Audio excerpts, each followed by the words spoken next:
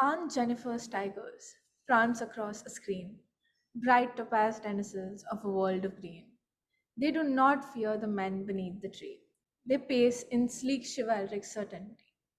Aunt Jennifer's fingers, fluttering through her wool, find even the ivory needle hard to pull. The massive weight of Uncle's wedding band sits heavily upon Aunt Jennifer's hand. When Aunt is dead, her terrified hands will lie, still ringed with the ordeals she was mastered by. The tigers in the panel that she made will go on, prancing, proud, and unafraid. Since the 1990s, India has witnessed high economic growth accompanied by rising real wages, a steady decline in our fertility.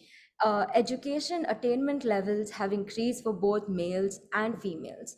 But strangely, we simultaneously face a conundrum, which is our women's employment rates. In most other countries, overall prosperity, the freeing of women from the onus of childbearing, and their increased educational qualifications have always gone hand in hand with their increased entry into the labor markets. However, in India, female labor participation rates have stayed well below 40%, whereas the developing country average stays stable at around 50%. Women's employment in India is amongst the lowest in the world and lower than in most countries of the same income level. Good afternoon. This is Tasneem, And this is Samiksha, and welcome to our episode the Uncounted. of our podcast, How the World Works from the Economist Next Door, where today we are joined by Ms. Ishita Bagchi, who will help us dissect the Indian labor market with a feminist lens through conversations ranging from the impact of pandemic to social security benefits. Ms. Bagchi designs and implements programs at the Young Leaders for Active Citizenship. She's a mentor at Women in Econ Policy and also has her very own LinkedIn newsletter and a podcast on Spotify, which marry her love for both economics and literature. Welcome to the podcast, Ms. Bagchi. It's an absolute pleasure to have you on the show. Thank you so much, Tasneem. Thank you so much, Samiksha, for having me here. It's also very nice that this interesting podcast that you have started, it indeed gives a lot of insights, and I think this will also be a good start for econ students as well to delve into issues in a more detailed manner. Yeah. Absolutely, absolutely. And we're absolutely thrilled to have this conversation with you. And that's why, before we dive into the specifics and use economic jargon, could you just set the stage for our listeners and, dive into how the labor market has evolved in the last few decades in India, with an emphasis, of course, on female labor force participation? Yeah, so to start off and answer your question on this, I would give some emphasis on, say, the overall trends in female labor force participation rate specifically. So that is something that I would like to highlight first, because just like you mentioned in the introduction itself, that while the labor force market has grown and Indian economy has grown in leaps and bounds, the female labor force participation rate always looks like a puzzle that researchers and economists alike are trying their best to decode.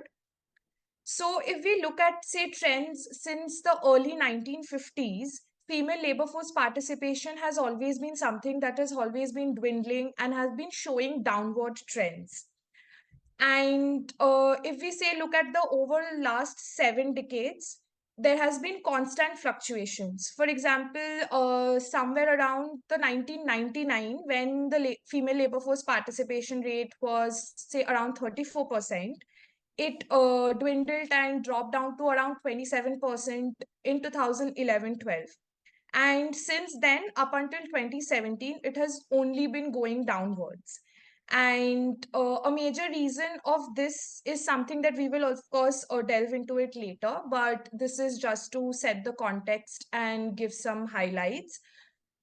One important aspect here that I would like to highlight is that in 2017, the female labor force participation rate hit its lowest. It was the lowest since independence, and it stood at 17%.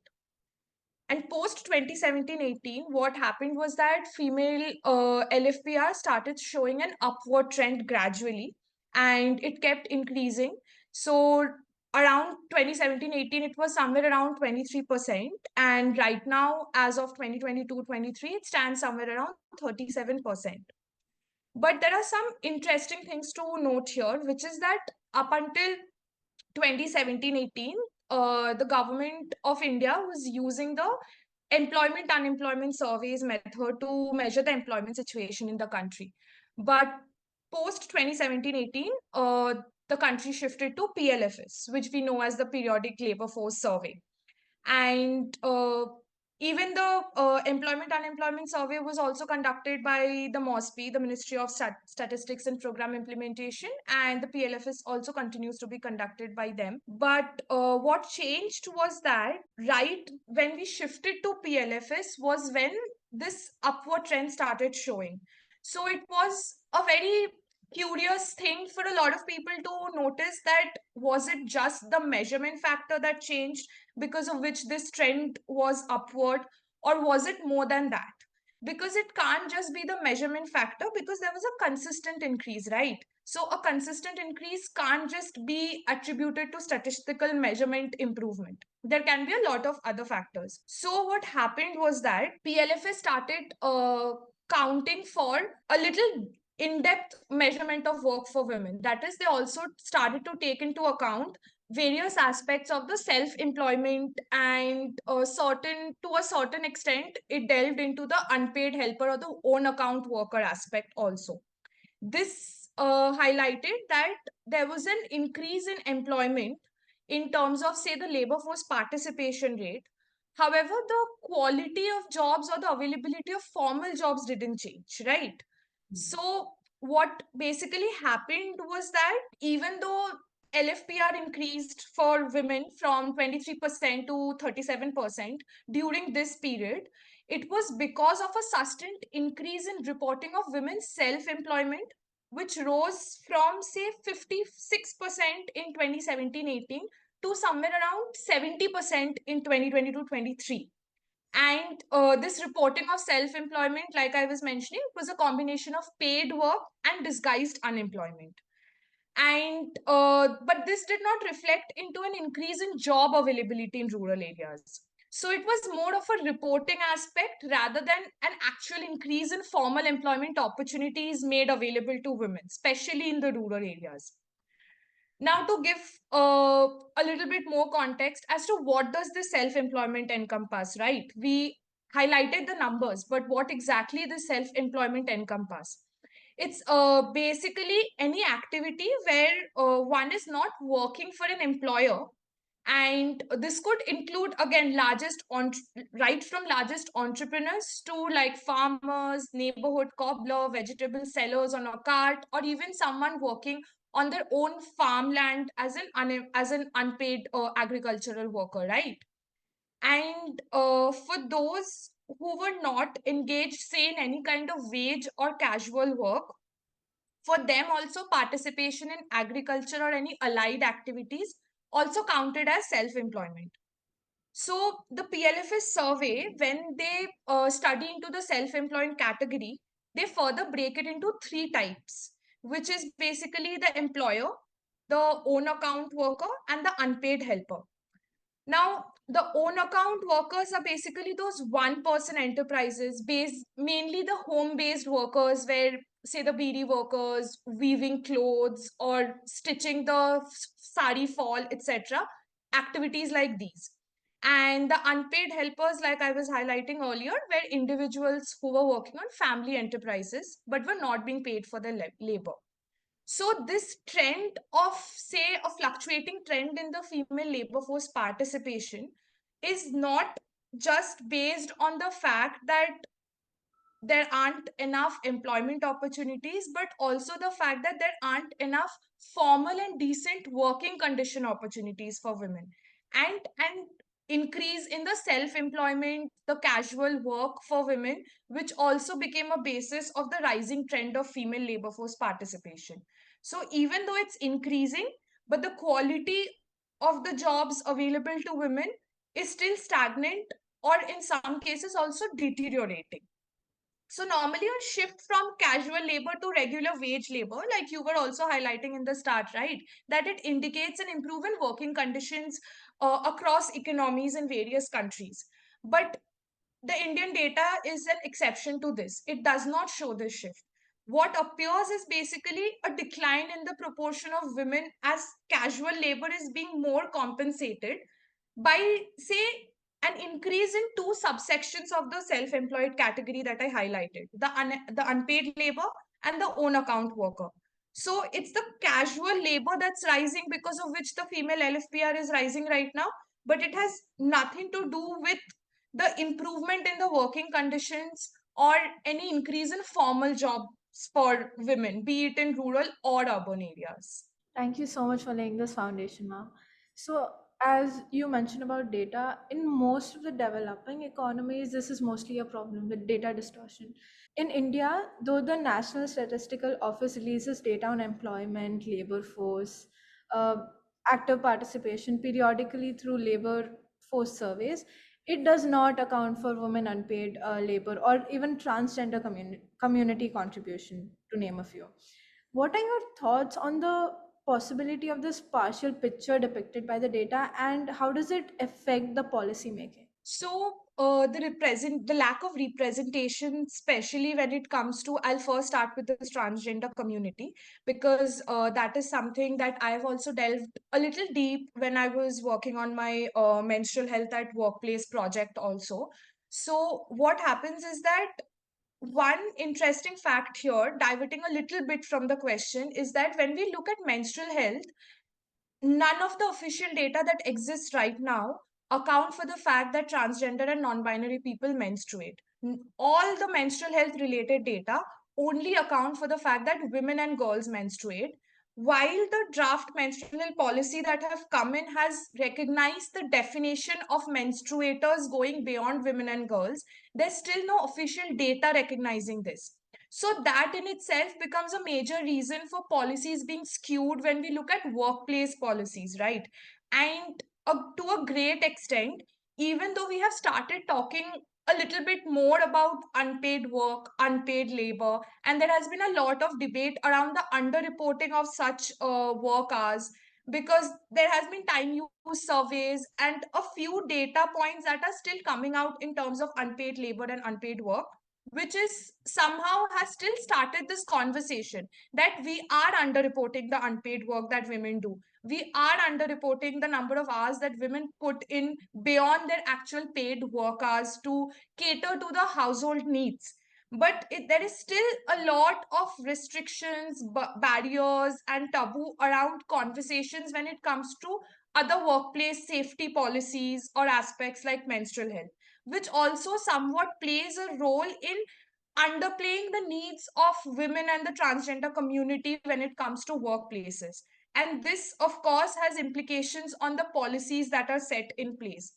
Because while it's a lot easier to make these policies, the implementation is where we falter at, right? We have policies related to maternity benefits, we have acts related to equal employment, wage rates, and various other aspects catering to ensure that women have that security. But we see that the implementation is where we falter at a lot of times. And it's because of this implementation that the skewing aspect of the policy comes into, say, role. And that leads to a lot of blockades when we talk about, say, women getting that equal opportunity, the transgender community getting that equal opportunity. Because most of the time, we just miss out on accounting them for various aspects, and that creates a major blockade. And so having policies on paper, while can be a great measure, of course it's needed, and until and unless there are acts and laws binding us, we of course might not act in the right direction, right? But what happens is that that's when it doesn't stop when the parliament passes the law. It also has to ensure that it's implemented properly, and that is something I think is a major reason why policies are skewed, because of the lack of implementation, because of the lack of data at various intersectional levels. We can't just stop the debate at unpaid working hours. It goes a lot beyond that. While we start accounting for unpaid working hours, it is a way of recognizing that women put in a lot of unpaid working hours. But what are we doing to change that social norm? Only accounting for it in the data can't change the social norm or the gendered norm that is already there in our existing households, right? Even men in our generation are not held accountable for this. So while the data can still start accounting for various aspects, it is also important that it streamlines and trickles down to the lowest strata of the society, and it say ensures that gendered norms and biases are broken to also ensure the policies are not skewed. Another aspect to highlight here is that lack of current real time numbers, because we know that again it's been more than a decade now that census has been delayed, and it's something that is not right, that doesn't sit well with any of us at this stage, especially when we are heading into the election phase. It's more than a decade that we are relying on the old 2011 census numbers. It's been quite a few years that actual real time consumption production data has been put out. A lot of lack of this real time data is something that also creates a major blockade for policies to be implemented properly. Because what if we are actually missing out on the actual people we should be reaching out to through these policies? So I think that's one of the major reasons why the skewing of policies is something that we see at various levels. Yeah. Thank you so much. Thank you. And I, you mentioned unpaid working hours multiple times, and to bring about a sociological aspect as well to our conversation, women having to be caretakers as well as handle their jobs is not a new discussion. And it's but unfortunately, even in today's day and age, there is a sentiment of a full-time employed mother who is violating her norm of being, say, a caretaker, caregiver. But when a father does it, a full-time employed father, he's embodying his role as, a provider. So, Yeah. first of the, it's a two-pronged question. One is that, why is a full-time mother looked down upon in this manner in India? And secondly, is this a deterrent to the female participation in our labor force markets? Correct. Actually, during our research as well, we came across this article written by Quartz, where they studied and interviewed a sample set of female engineers. And after their analysis was that the women refer to something known as the maternal wall. And they say that it is often this maternal wall that you just spoke so in depth about is the reason why they find it difficult to advance in their careers. So, re entry into the labor markets or final advancement into, like you said, feeling left out of the boardroom, Yeah. such sentiments. And um, I think you're correct. It is a conversation that has to be had and bridges that have to be built. Thank you for incorporating that in the previous question. Moving on to COVID-19 and how women and children are always the one who suffer the most throughout like any pandemic or anything wrong that happens in the economy or society. So the recent high frequency data, it showed that COVID-19 induced lockdowns have disproportionately impacted women's employment. Women faced immediate impact, forming 73% of job losses in April 2021, and employment recovery has been slower for women, further deepening the gender fault lines. However, future of the next new normal is dominated by gig economy and work from home. So, what are your views on the implications of these new trends on gender force participation rates for women? Yeah, so firstly, like you, since you mentioned COVID-19 and that impact on women's employment, one thing here to highlight is that even beyond, say, the urban formal workforce, one set of women workers who were impacted the most were the Manrega workers. Correct. where just because of the migration crisis that happened, the exodus that happened during the COVID-19 lockdown, what happened was that a lot of them returned to their hometowns, right? And earlier, since migration for men in the rural areas is a lot higher than women, a lot of these men, say, were in the cities doing their jobs, whatever employment were they involved in. And the women who were back in the rural areas were involved in the Manrega work that was happening in their respective villages, peri-urban areas. What happened due to the COVID-19 lockdown was that all the workers migrated back to their rural areas, and that led to immediately have that precedence that the men have come back, so they should get the job first. And that became a major reason for a lot of Manrega women workers to lose out on employment. And while we do talk about and focus on the shift to gig economy because of COVID lockdown, a major trend before that was that at the most rural areas was the fact that the shift happened first and foremost at the Manrega work at that level, where women lost their jobs, even those who were already involved in the Manrega work, in the jobs under the Manrega scheme that was going on in their villages. And drastically significant portion of women lost their jobs, were relegated back to their household work, were relegated back to the sorry, were relegated back to the say the caregiving responsibilities and their primary roles of being the ones doing all the household work, and the basic financial security or the limited financial independence that they might have secured in the process, all of that was gone, all of that was lost, only because men came back from their previous employment and returned back to their hometown, and they were given the Manrega jobs. So, and once COVID eased and post 2021, everyone started getting back to their employment, and Manrega also, say, Manrega jobs again started seeing a rise. The rise was way more disproportionate than before. Men were given the preference, men were given the first option to get the job, to do the job. So the rise for men's employment under Manrega was way higher and steeper than it was happening for women at the same time in the same period. So this is something that became a major, say, gap, or this was one of the most stark realities standing in the present day when we were talking about gender equality at various levels, and when we were talking about people losing their jobs because of COVID.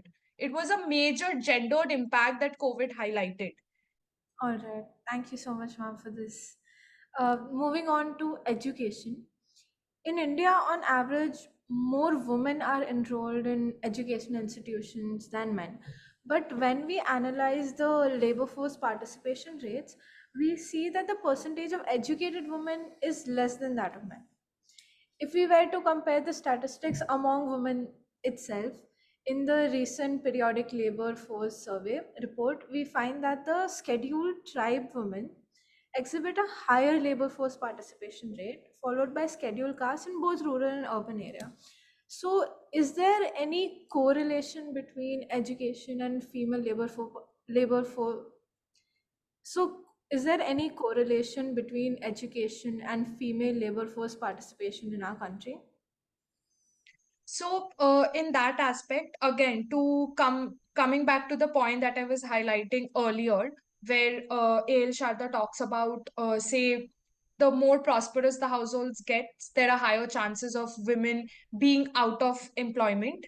And this difference in social groups is also something very interesting to see or note from a perspective of the restrictions on mobility also, because in marginalized groups, especially people from the SC/ST communities and SC/ST groups and other tribal communities, what happens is that because of the systemic structural inequalities, they're already at an economic disadvantage. which makes their entire household, whoever falls under the working age population, and sometimes even if they are not under the working age population, to get into some kind of employment, including women. So, and because of this, their need for employment is so much higher that irrespective of where they have to go for the employment, they choose to do so. So, their mobility restrictions in that sense are a lot lesser compared to when we look at upper castes household, especially in the urban areas also.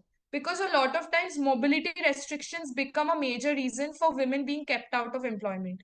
In fact, in a recent data, it was also shown around 53% of women stated that they, irrespective of their education levels, they were stopped from getting into certain jobs because it was far from their homes. And this became a major reason of them quitting jobs or not taking up certain offers. And this, even till date, almost always becomes a major concern, not just from an in-laws perspective, but even from their own household's perspective. Even parents have that restriction or that limitation in their minds a lot of times. So when we look at, say, the correlation between education and employment opportunities, it's a lot more complicated than just a simple correlation. Because while higher levels of education creates that aspiration in them to get into the employment workforce, like we were talking earlier also, the social norms pull them back. The socio-cultural situation pull them back. The taboo, the myths around various aspects of maintaining their chastity and to getting them married earlier pulls them back from entering the labor force in the first place. So, higher education cannot always have a simple correlation and cannot simply directly translate into higher employment rate. While it makes you employable or creates that aspiration in you, how much of it actually translates into real employment or an increase in the labor force participation will depend on all of these other external factors like mobility, your socio-cultural norms, your willingness to also say support the women of the house to go out and work. So all of this play a major role apart from just education being the factor. Pretty ironical that they are so they move in such opposite directions. So to conclude our discussion, um, could you give us an analysis of the existence of a relationship or the non-existence of a relationship between the economic development of our country and women's economic development?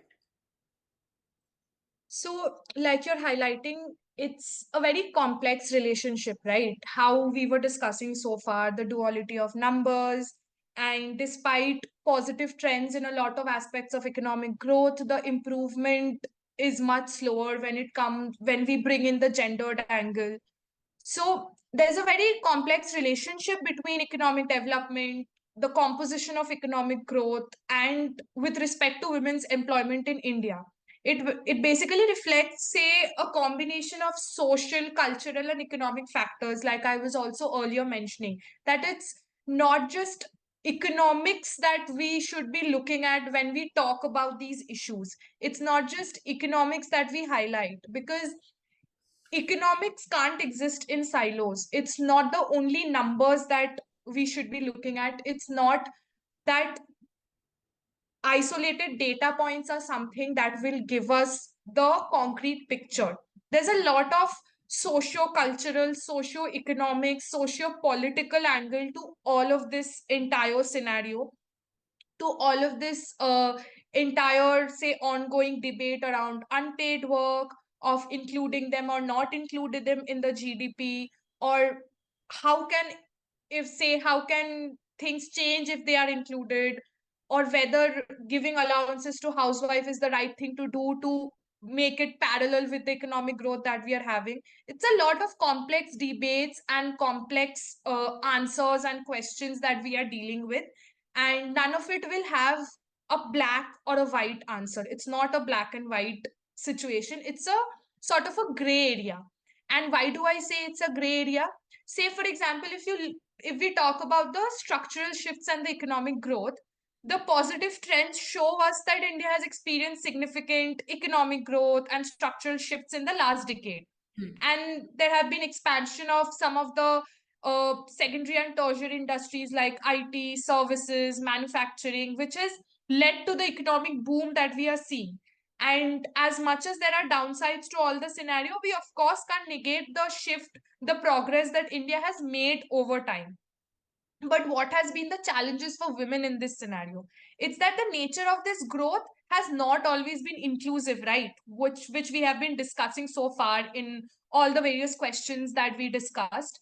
And certain sectors, while they have undergone a lot of modernization from a technological perspective, or say from a very hardcore data perspective, that they have progressed a lot, the development curve has been very steep, the absorption of women into these sectors as compared to women has as compared to men has been very slow. They have not been absorbed into the sector at the same rate as men. That has been one of the major challenges which creates the complexity. Now again, to bring back to educational attainment, if we look at the increased education, again should be a reason, should theoretically enhance their employability, and that it does enhance their employability. But what happens is that again the socio-cultural norms come into play and women are held back. It The fact that they are getting education, the fact that more women are getting into higher education is appreciable, but there's limited translation of the same into formalized employment scenarios. So despite improved education level, there's a gap between educational achievements and the workforce participation. Again, various barriers that we were earlier talking about, discriminatory hiring practices and tightening of situations, tightening of not giving that space, not making that space for women despite their laws being in place, is something, while very unfortunate but very unsurprising. It's not something that's rare, it's as common as a day to day basic reality. We hope everyone listening in takes away as much as we did from this lovely conversation. Thank Thank you you so much. It for joining was us. really nice talking to both of you. It was great. Yeah.